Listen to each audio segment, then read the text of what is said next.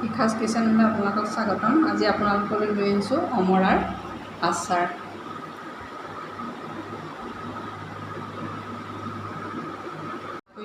ধুই লৈ কাপোৰ এখনে মোহাৰি সৰু সৰুকৈ কাটি ল'ব।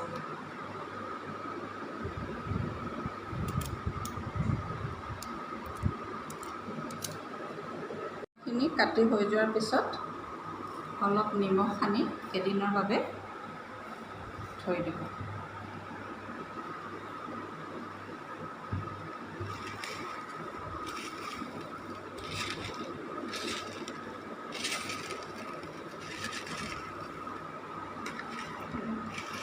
এদিন অমৰাখিনি নিমখত দিয়াৰ পিছত খৰাহি এটাত বাকি এঘণ্টামানৰ কাৰণে ফেনত শুকুৱাই লোৱা হ'ল। এতিয়া মই মছলা হিচাপে ব্যৱহাৰ কৰিছোঁ সৰিয়হ আৰু মেথিৰ গুড়ি, পাঁচফোৰণ, হিং, আদা, নহৰু, কেঁচা জলকীয়া। যিহেতু অমৰাটো পেটৰ বাবে ভাল, সেইবাবে মই মছলা বহুত বেছি ব্যৱহাৰ কৰা নাই। এতিয়া আদা, জলকীয়া আৰু নহৰুকেইটা একেলগে অলপ ভিনেগাৰ দি পিচি লোৱা হ'ল। খুন্দাকৈ জলকীয়া, আদা, নহৰুখিনি পিচি লোৱা হ'ল।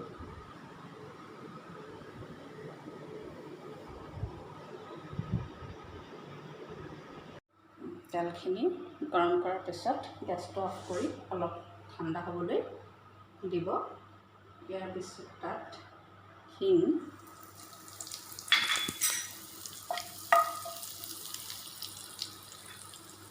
হালধি,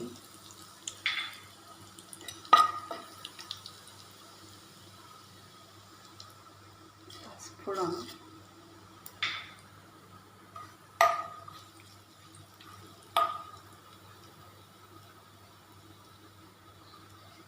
সৰিয়হ আৰু মেথি,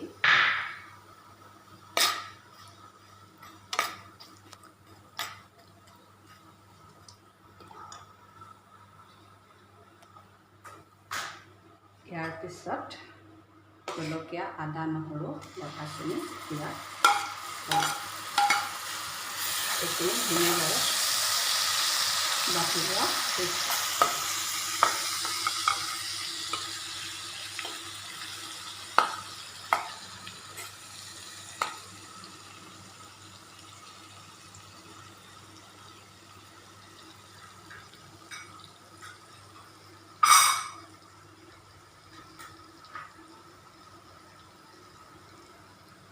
এতিয়া ইয়াত আগতেই নিমখ দিয়া আছিলে, কম পৰিমাণে ইমান নিমখ দি আচাৰখিনি দি দিয়া হ'ল।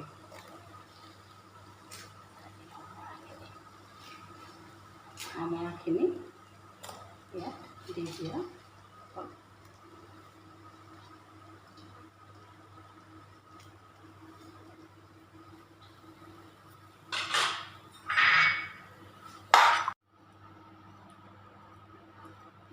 এতিয়া অমৰাখিনি মছলাৰ সৈতে ভালদৰে সানি অমৰাৰ আচাৰ তৈয়াৰ কৰা হ'ল।